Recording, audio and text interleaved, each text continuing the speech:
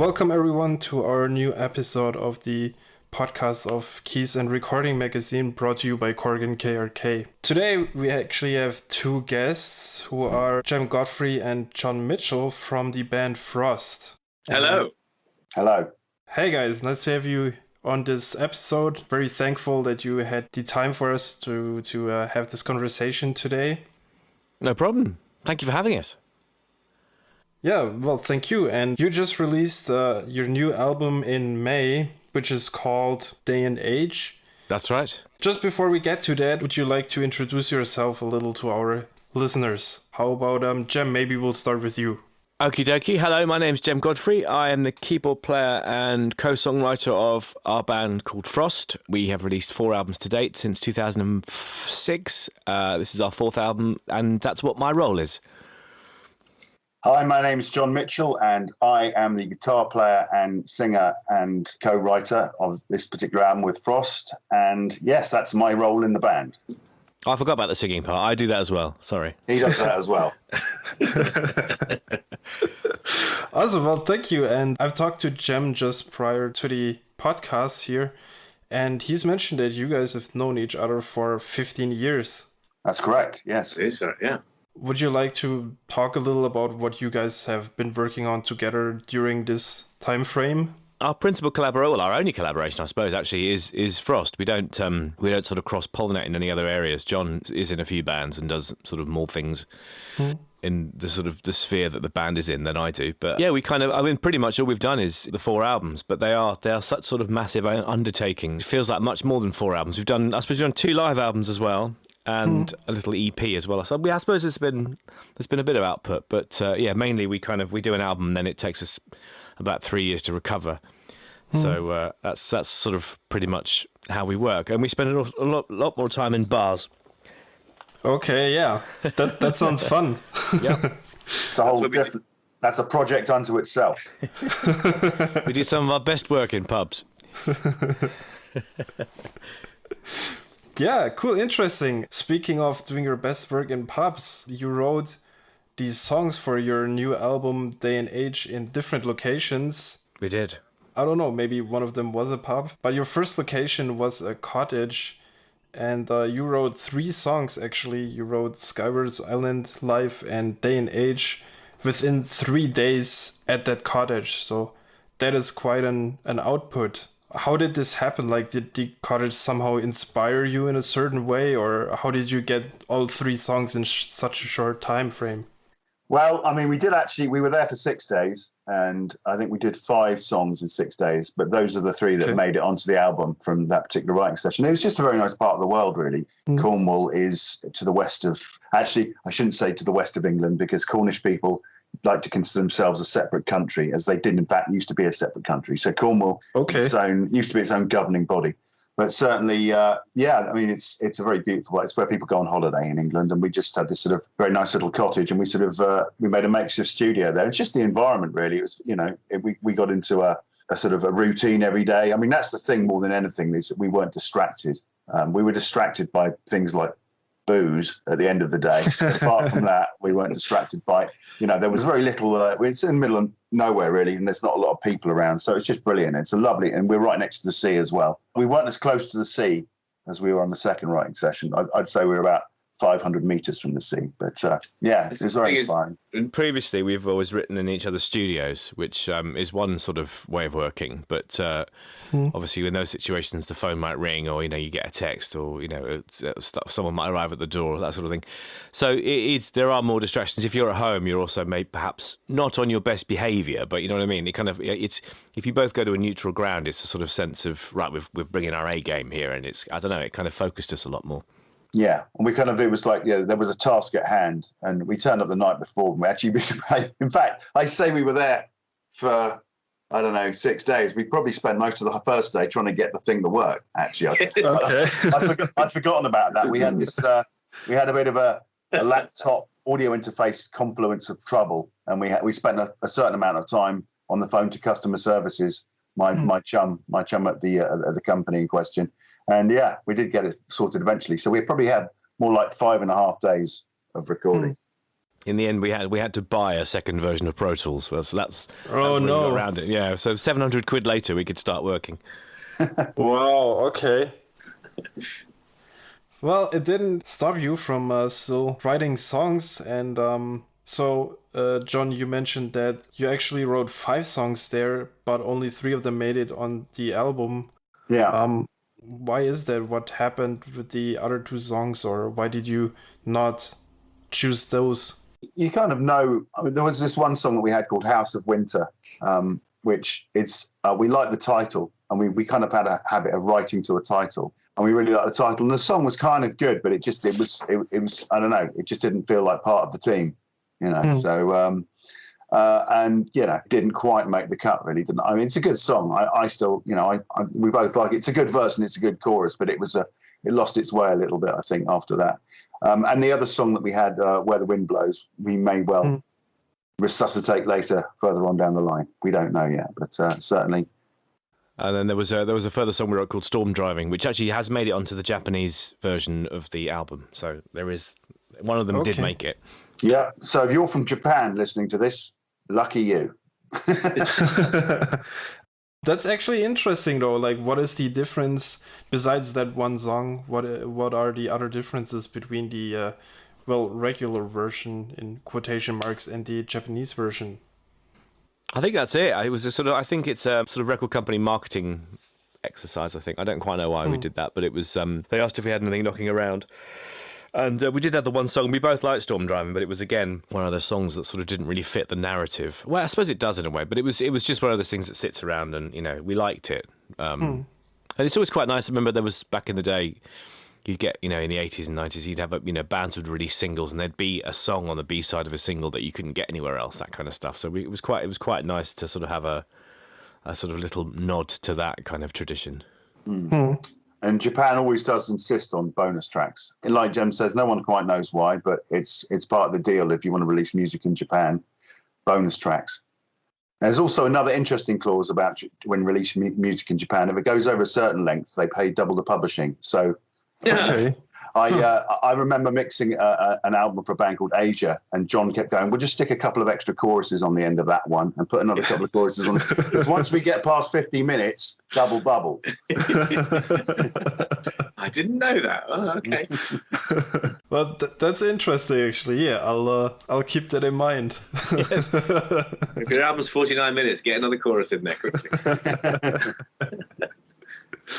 Yeah, well, cool, interesting. And the cottage we were just talking about that you stayed for a couple of days at, like, you guys named it into the Trouble Cow Studios, right? Like, is that actually an official thing now, or was that just a joke? Well, what define a joke? I mean, it was a serious studio, but there was a picture. We basically set up in what effectively would have been the living room of this house. And there were it was quite an arts and crafty kind of a house. There was lots of sort of strange artwork and bits of pottery lying around. But there's this one particular picture on the wall that was kind of almost like a sort of Picasso kind of a sketch. It was quite unclear as to what was going on, but it appeared to be a cow in some state of distress, in some sort of state of distress.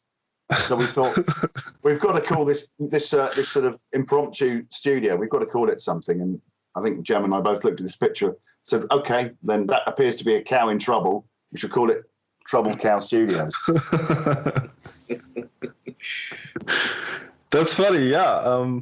Quite literal. So, are you planning on visiting Trouble Cow Studios again for the next album? No, I don't think we will. I think we kind of we were talking about this the other day. There's some other places we'd like to go, and I think if we went back, it would be a bit. I don't know. The adventure maybe wouldn't be quite as exciting. So we're thinking of some other places in the UK to go. I mean, I'd quite like to go to New York, but I don't think we're going to be getting on a plane anytime soon. So no. Plus, I mean, actually, I'm trying to the actual weight of the equipment we took down. We actually, the second time we went to the second studio, we took less stuff and we streamlined it a bit. So I suppose technically we could get on a boat and go somewhere. Yeah. But like my mum always used to say, she didn't understand English holiday makers because you'll find certain people in England every year they go to the same holiday destination, and it's like, well, you're only alive once. Why would you keep going to Magaluf? Why not go somewhere else and visit, see a bit more of the world? And I think that's That's quite a good point. So bless you, Mum. We shan't be going back to Troubled Cow, but we might be going to somewhere in Iceland for all we know. We don't know yet. Well, you guys said there's usually a 3-year time period that, you just need to recover from the album. So I guess that gives you a fair amount of time to come up with new places. Well, you say that, but I think we're gonna hit the ground running a bit quicker this time. I think we're planning on doing a bit more writing sooner than 3 years down the line. So we'll have to get the old dartboard map out and think of somewhere to go sooner rather than later. Nice problem to have. Indeed. Yeah. Well, very, very interesting. Troubled Cow Studios, another good thing to take out of this podcast for sure.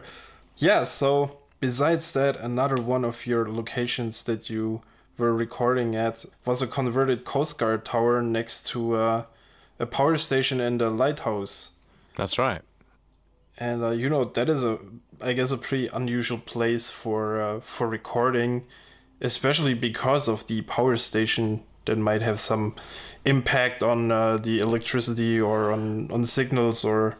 It did. I mean, it did because it was a nuclear power station. It wasn't just a power station. Okay. So you went all in on that one. We're not mucking around. We're not mucking about. So we did. We were doing a sort of podcast in the evening one night, and although it didn't actually happen with the vocals as far as I remember, but in the evening it was causing the audio to crackle and pop and all kinds of things. It was quite spooky actually. But no, for some reason during the day, maybe they changed the generators over or something. But during the day it was fine. But in the evening there was definite loads of disturbance. Apparently it's to do with the turbines. Someone said to me. Generating electricity, so it was quite we came home with 3 heads each, which is I don't want to live past 70 anyway, so and I've grown an extra couple of arms, which is great for the keyboard playing, so it's not all bad. I assume you already mentioned it, Jem, that you had some audio crackles and whatnot in your signal when you did that podcast, and did you take any recordings at that place as well? And you kind of like sort of how people say, yeah, I love that vinyl crackle because it makes you feel warm and comfy and all that, like nuclear crackle, something like that. Yeah, maybe.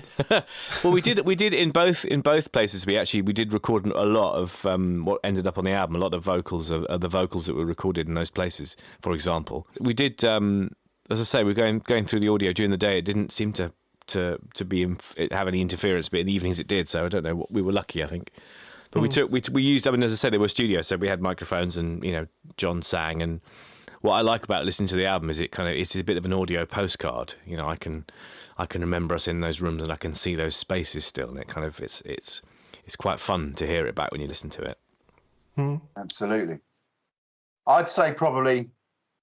Well, I don't know to be sure, but certainly the great majority of the guitar parts were probably recorded on those two writing trips through the trusty, at the time, Boss GT10, which is quite an old bit of kit now, but it certainly lent a real sound to the album. I think it certainly we designed a sound with a bit of vibrato on it, which is quite sort of creepy, which makes it onto a few tracks. Cool. And why did you choose that location? Like, was there any particular reason, or was it just because, John, you just mentioned, if people have the opportunity to see different places, they might as well. And was that kind of like just a random pick, or? Well, no, Jem was location scout, but I do remember him sending me the link to it, and I was going, yeah, that's the one. I mean, it's quite unusual because from the outside, it looks quite like a functional, very sort of perestroikal building. But when you get inside of it, it's just very sort of functional. It's like quite sort of brutalist. It's on the inside, it's all grey, and it's got these metal staircases.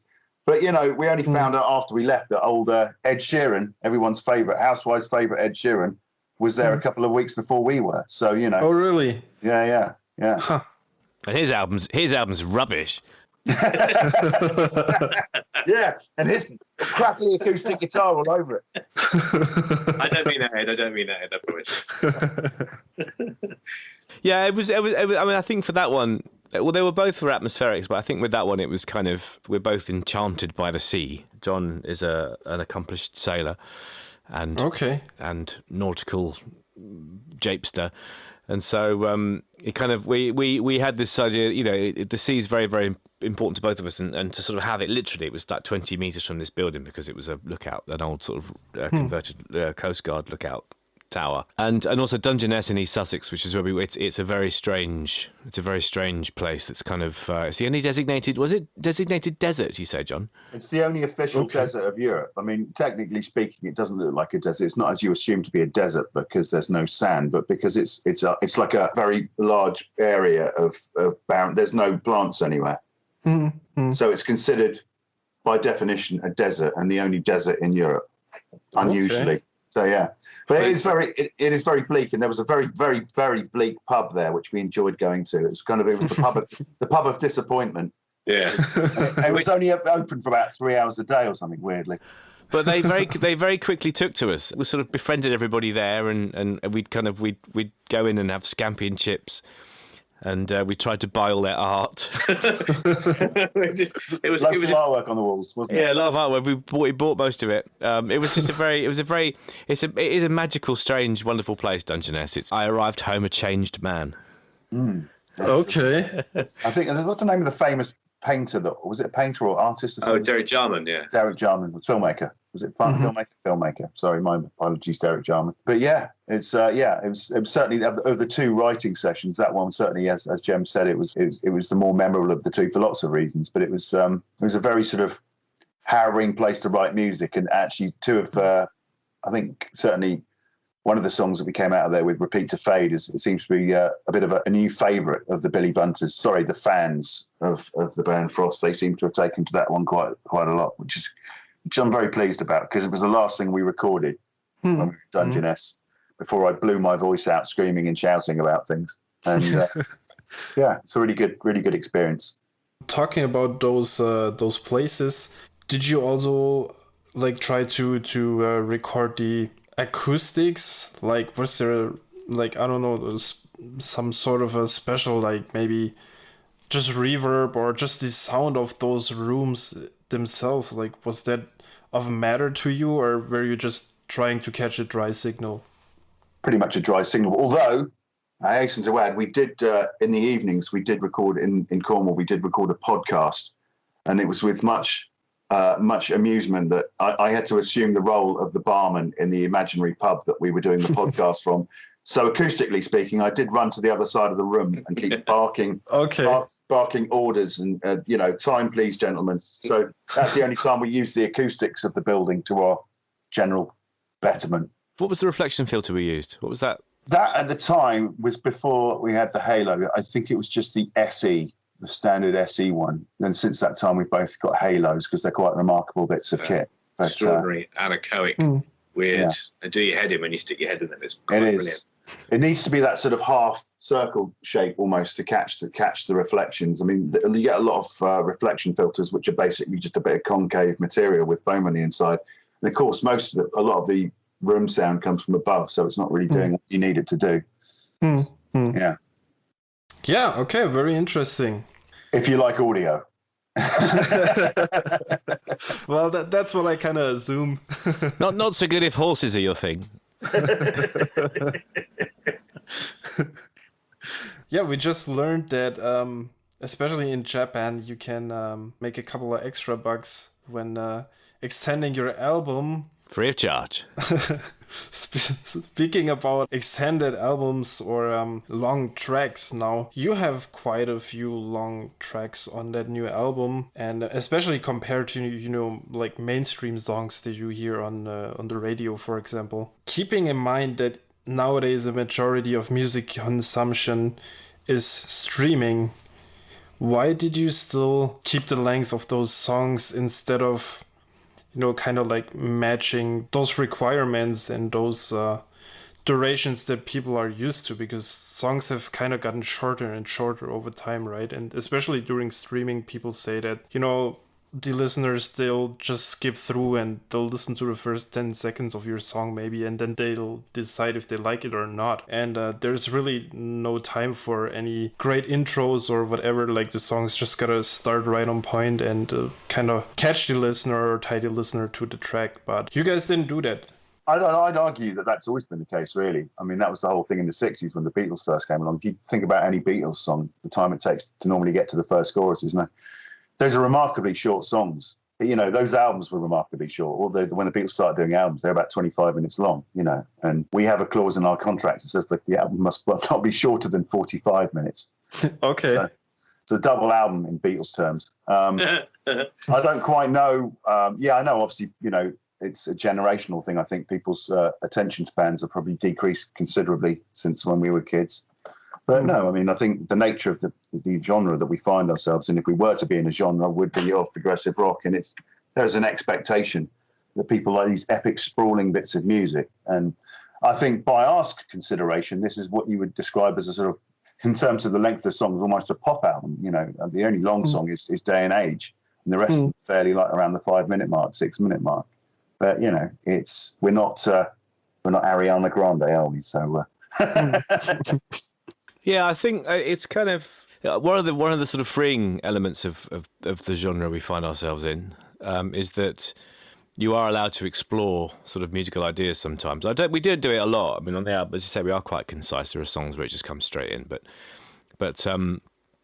as you say, there is sometimes a bit of an expectation that we should extend the length of something. And I think with a song like Day and Age, which I think is about 12 minutes long, that was a bit of an exercise in exploring how many moods you can get out of one key, really, because it's sort of it basically pretty much stays in E flat all the way through, E flat minor. And so the middle section was really just kind of like, I likened it to being on like a ghost train, where you go to all these different rooms and people go, "Whoa," you know, and it's kind of it was how many different atmospheres could you get out of one note, effectively. So it was kind of, there's a little bit of experimentation with how we like to write sometimes with the band. And then on the other hand, you've got songs like Island Life, which are sort of pretty much to the point. So we'd like to have, if it was all one thing, I think we wouldn't enjoy it, and if it was all the other thing, we would also probably be a bit less entertained.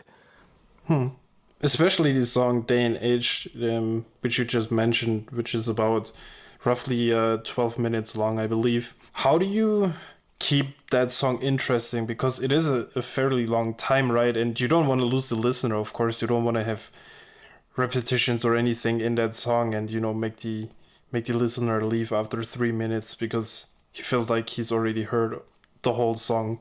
So what do you do to keep long songs interesting? Well, this was quite interesting. I mean, not the kind of the de facto lazy option, if I can say that, in progressive rock is to solo, which we're not particularly interested in, and it's quite musician-y music sometimes, and I think there is that, and that I think is a shortcoming. You know, I think music for musicians is a bit of a, you know, it's like typing Google into Google, as John would say. I think it's kind of it's a recursive exercise, and I don't think anybody really benefits, because one musician will go, he's playing really, really fast. Oh, that's brilliant. I'm a musician. I can play really, really fast. And then, you know, no one's singing it. You know, there's no chorus. It's just someone going, no, look at me. And they're going, oh, you can do that. And I think it doesn't help anybody. So for us, the interesting challenge is how to do it with arrangements. You know, how do you say something musically without resorting to soloing, which is sort of the coward's way out. So yeah, I think it felt, that was one of the songs that felt like it needed to have these sections in it and do these different things because it is the title track. It sort of felt like it justified it, and I think the only other song really that goes through quite a lot of changes, I suppose apart from Kill the Orchestra, is Terrestrial, funnily enough, which was a single. It was kind of, that does have an awful lot of sections in the centre of it, but I don't ever feel that it gets, every time a new section comes along, and I listen to it now, I think, oh, that's cool. You know, I like that bit. There are little hooks. You know, there's always that old songwriting rule, isn't it? You've got to have 3 hooks per song. Well, I think we went for about 6 on that one. So it's kind of, but as long as it's hooky, you know, I think then you can justify its existence. I think if it was just 3 minutes of me playing a keyboard solo, then I think possibly it would be time to hit me over the head with a frying pan.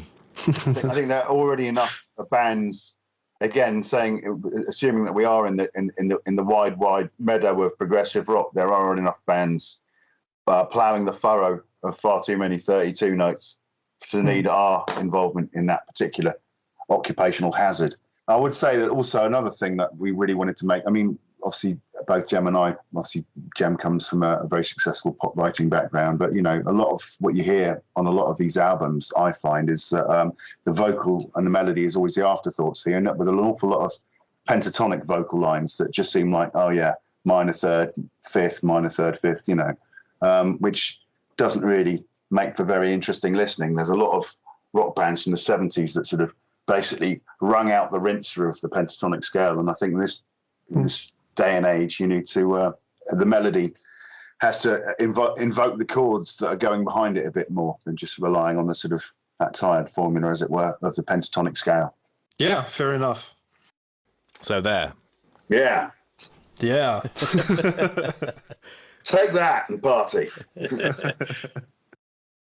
Now, you guys travel to a lot of different locations to record and songwrite. You already kind of mentioned that you had trouble with your Pro Tools and your interface. What equipment do you usually bring along when you go on those sessions? We kind of, I suppose we assumed roles really in this one.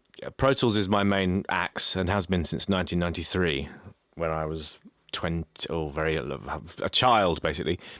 And as a result, it's very much a sort of a bit of a second skin for me now. I don't even really notice I'm using it sometimes. It's kind of, so it made sense as I was going to be doing the production and the mixing of this album. It made sense that it's on a platform that I can work with. So I took a little Pro Tools rig on a MacBook Pro. John, we had a interface. KRK speakers I brought, and right on brand there. And I brought, what did I bring? Focusrite Claret 8 USB-C, which was it's a very good bit of kit. One new bit of rack, and it's once we got that up and running, we got past the gremlins. It was a pretty solid setup, really. What was the preamp? What for the? Yes, ISA 430 by Focusrite, which again is a lovely mic preamp that they do, and I believe we used an AKG 214 for vocals, which I think is that you got a 414, or is it 214? 414 here. 414. So which is pretty much the same microphone, except you've got the polar pattern thing, and it comes in a slightly more hardcore case. Apart from that, Cort G series guitar and Boss GT10, which I suppose that was the oldest bit of kit I think we took, which is it's a guitar amp modeler floor controller, which goes back to about 2009. And of course, amp modeling technologies come on in absolute, since that time we've had all sorts of, we've had the Kemper, of course, and we've had the Helix and all of those kind of things. But, I always say with any of these things in the context of the song, you can have a guitar sound sometimes that's on its own and you think, does that pass muster? But when you put it in a track, with other things surrounding it, often that's actually, a lot of the sounds that might sound a bit fizzy on their own. You don't notice that once they're double tracked inside the song. It's kind of unusual, I find. And of course, since that time, all the guitar overdubs we did on the album was on a Boss GT1000, which is the very latest model that they have, which is probably a far more accurate amp modeling piece of kit than they had before. And certainly, to my mind, it's the best sounding amp modeler out there. Yeah, I've used it a lot in the studio recently, and hands down it beats the Kemper, I have to say. It's great. It's great. Cool. Almost sounded like an advert, didn't it? Oh, that's all right. We'll charge him for that.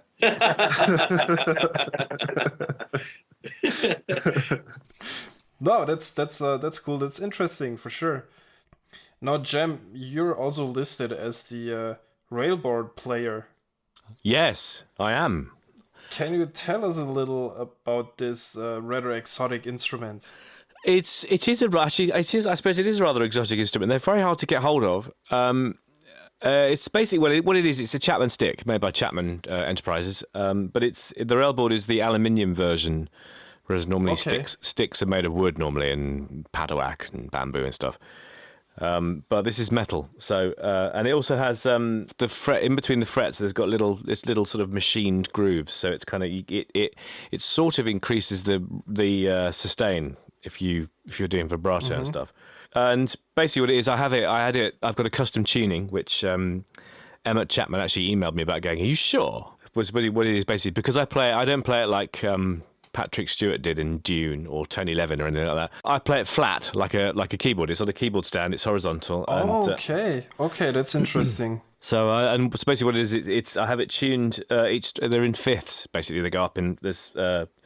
Just looking at it now, there's 5 strings per side. Yeah, they go up in fifths, and the bass register is a tone lower than the treble register. For the pure reason I can get my hands in. So if I'm doing unison stuff, I haven't got my hands sort of over each other. They're kind of side by side. Anyway, so he rang up, or he emailed rather, and said, are you sure about this? I said, yeah, I am. He said, well, I don't understand. Why aren't you having it in fourths? I said, well, I've explained all the above, and he said, I still don't understand. So it's fine, but it works for me, and I stick the whole thing through a Headrush gig board effects processor, which I really, really like. So on songs like Skywards and a bit of Island Life, a lot of the bass on that is actually the Railboard. Okay. Put through. I've got this very grungy bass sort of sound which I designed on the Headrush. So yeah, it's kind of it just adds an extra texture because a lot of stick players they have a certain sort of sound. It's quite a new age instrument quite a lot of the time. People sort of tend to put it through delays and play it clean and sort of tap it, and it's all quite it's all quite pleasant and sort of Philip Glassy. But I'd stick it through dirty amps, and I use an EBO on it and all kinds of things, and just sort of trying to get it to scream a bit and hit it with piano mallets and felt things and sort of biros, that kind of stuff. Okay. So it just, and you can by the nature of the fact that it's flat, you can kind of pluck it as well. So I sometimes just sort of actually pluck the strings. So I was just trying to play it in a different way to the way people normally do. So it's a sort of like a kind of mutant guitar is the way I play it. But it's this weird thing with guitar. I couldn't tell you what any of the notes are. If you pointed to a note on the fretboard and went, what's that? I have no idea. So as a result, I'm not sure I'll be using it live because it could be a catastrophic, appalling sound if I come in a semitone out. So it's still a kind of very I didn't ever set out to be a stick player, but it seems to have happened by kind of accident really. But I love it. It's a brilliant thing.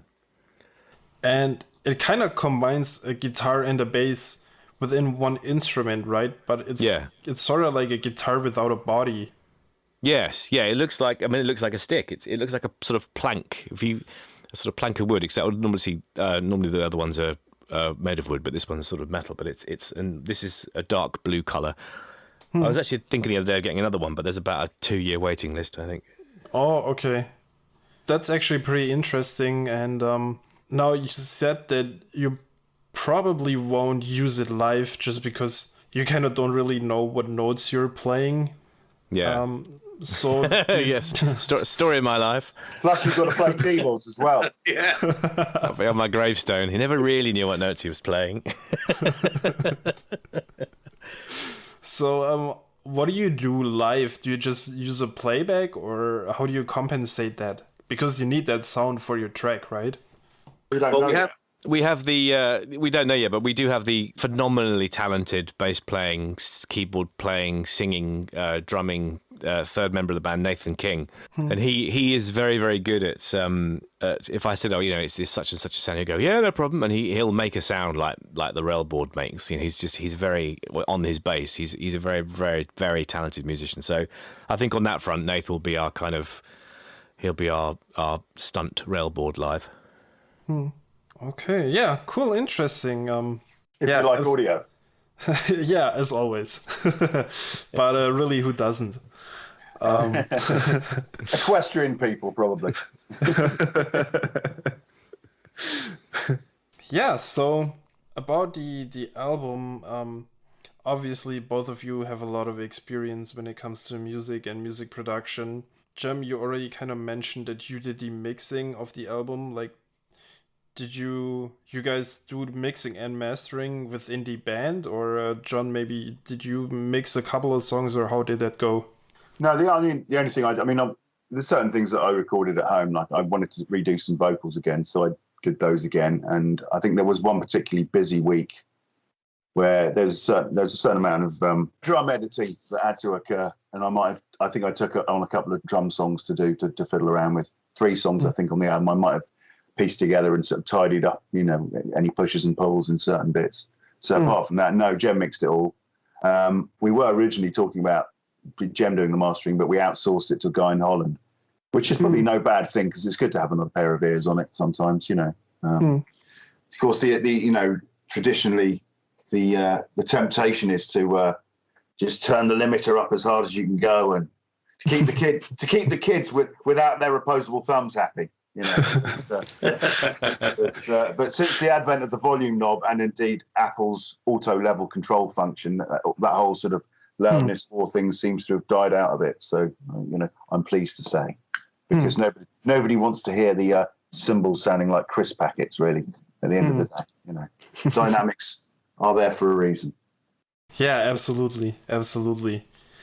And Jem, did you mix it in your own studio, or did you go to a certain studio to do it, or how did you do the mixing? It was all done at home. I mean, I do a lot of mixing on a day-to-day basis, and for me, mixing it's a sort of. I read a great quote the other week where somebody says, when you start mixing, you're making lots of big fader throws and all kinds of stuff, and he says, and you realise that you've kind of finished when your automation is like 0.2 of a dB, and when it becomes really tiny, then you sort of think, I think it's done. And it was a bit like that, and I mix as I go along, so I don't. There's never a sort of thing where we go, right, we've finished the songs, now let's mix them. It was the kind of, when the drums would arrive, I'd get them in the track and get them bussed up and compressed and got them. Okay. So it would mix. It would happen as we went, and then by the end of it, it's just sort of a little bit of fine tuning here and there, and they kind of. I don't know. It's a weird thing. I don't know how you feel about this, John, but there's definitely a moment when you go, I've done it. It's finished. Whereas, and I never quite know what that parameter is that makes me think that, but it's almost like I can listen through it and sort of know instinctively that it's done. It's kind of it's strange. I don't know. There's never. Does anybody ever know when they go, right, I finished mixing now? It's a sort of weird intuitive kind of feeling. It's strange. I tend to when you get a mix together, you might listen to it. Mate, I don't know. I always find that when I've got a mix together, if I walk to the other side of the room, go and leave it playing, you can always tell at a distance if something's ostensibly wrong with it. Yeah, it's always fine when you lose. Another thing I found that there was a whole thing in Sound on Sound about 10 years ago about a guy attempting to mix a whole EP in Starbucks on his headphones to see whether it's possible to mix. And I have to say, growing up with NS10s, and I've got various different things when I mix. I've got Adams and KRKs and NS10s and a whole array of different things. No Oratone anymore because I don't think anybody left alive on the planet has mono. Well, maybe they do. I don't know. But I always think that I like to get the bulk of it done on headphones just because I can hear. I don't know. I find as well. Obviously, I'm still using NS10s with its sub. Even that, I find it confusing. So I actually tend to do about 90% of them when I'm mixing on what I'm wearing now, which are HD 202s. Really cheap headphones, 30 quid headphones. And then once I've got it to a place where I'm vaguely happy with, then I start throwing it out to various other speakers and stuff. I find I can get it within about 90% there on headphones, and then start listening. And just because you get details of the vocal, is it too loud there? Those kind of things. And you tell on the old rule about NS10s is if you can get it sounding really decent on NS10s, that you've already won the battle because they are horrific speakers. if you can hear the right amount of, because they obviously don't do sub information, so that if you can hear the bass guitar or the weight of the bass guitar, like the low mids on NS10s, you can hear a bass and a volume shift on the sort of bass end of things on NS10s, then generally I think you've got it parked just about right. But yeah, I don't know when it's finished. I think it's more what did my friend John Beck used to say, it's never finished, it's just abandoned. Talking about finishing those songs and mixes, did you as the whole band decide on whether it's actually done or not, or was that kind of like your decision, Jem, because you said, I'll take care of the mixing, and when I think it's good, then it'll be good? Yeah, I would send as it got closer, I would send them out to the other two to listen to. But it was it was actually quite funny once. I was very, very tired one evening, and I sent a version of repeat to fade to John, and I'd put autotune in the wrong key. But I hadn't heard it, and I was listening. And John said, "Does it?" Is that we're going with that? Is that what we're going with? And he's going, Bobcat Goldthwait out of Police Academy. Obviously, John doesn't need auto-tune, but I just put it on there obviously. But it was just, it was, yeah. And I remember listening to it, and I'd gone through the whole album, got to the end, I was like, oh no. But he was extremely polite, John, bless him. Rather than going, what have you done? He said, I thought maybe you were just trying to convey the general angst. Say that.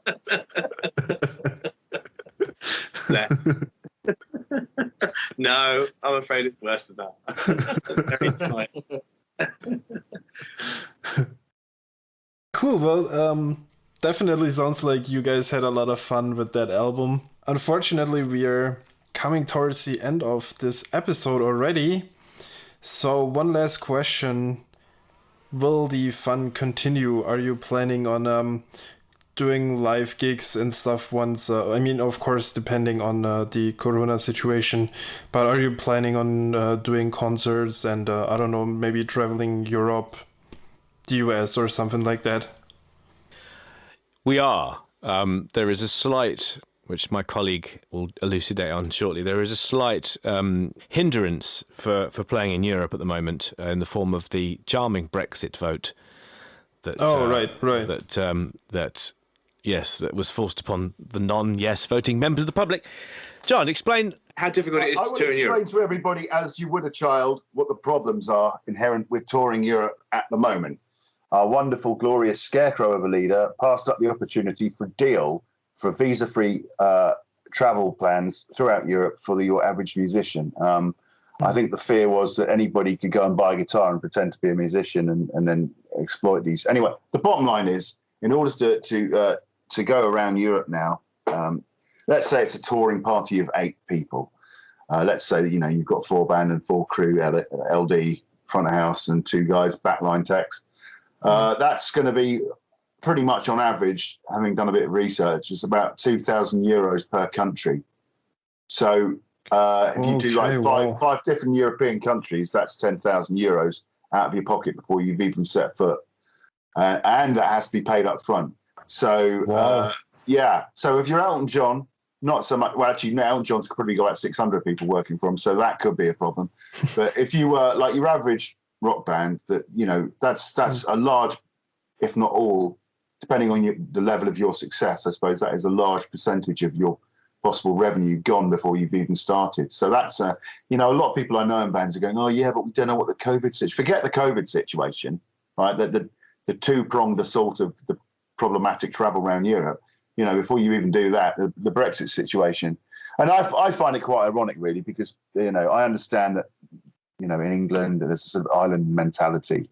And a lot of people of an older generation probably thought they always quote the war and all this business and all that nonsense. So that's the reason to, we don't want to be part of Europe. We're an island, blah, blah, nonsense patriotism. But the bottom line is, I just find it really annoying that people like Roger Daltrey from The Who, who's an adamant Brexit supporter, is then writing to the government, signing a petition going, well, hang on a minute. Well, you can't have it both ways.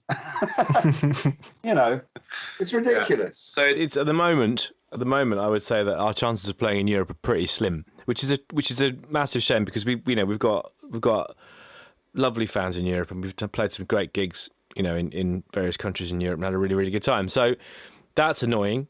And I apologise to any European fans who might be listening to this, wondering if we're going to come over to Europe to play. The answer is probably not at the moment, which leaves America and Japan. So I think just in terms of and other places, but in terms of sort of the immediate sort of solution that we've got is either play the UK or go west.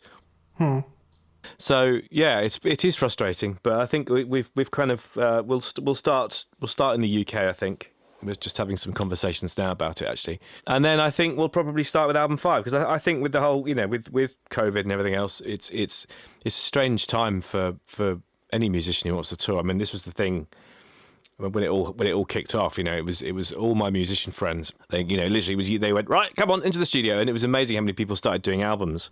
But I know that similarly, there's some friends of mine whose main trade was playing live, and they've been absolutely hammered by it. Yeah, tough times for sure. Really tough times. So yes, in terms of us, I think we'd love to get out and play, but it's weird how the world has changed so much in just 2 years really, with Brexit and COVID. It's not the world it was. So we'll do our best. Cool. Yeah. That being said, for the next album, are you planning on actually getting together with your other band members, or do you kind of do the online recording and online jamming thing? Well, that's a good question. I think the writing will do. I mean, the writing was such a proved to be such a success. Writing that way, I think we would do that. But then similarly, actually doing things remotely was also a massive success. It was kind of with the drummers. I mean, obviously one of our drummers is in Dallas. No, not Dallas. He lives in Texas.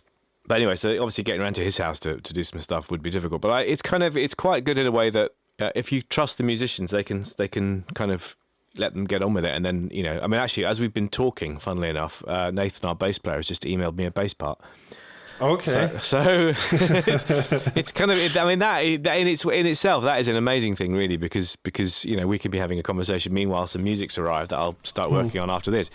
So it's kind of, there's definitely been some bonuses about it, but I mean, I take your point. Sometimes there is no substitute for getting in a room together and and having a jam. So I think both. We'll do both because they're both very good.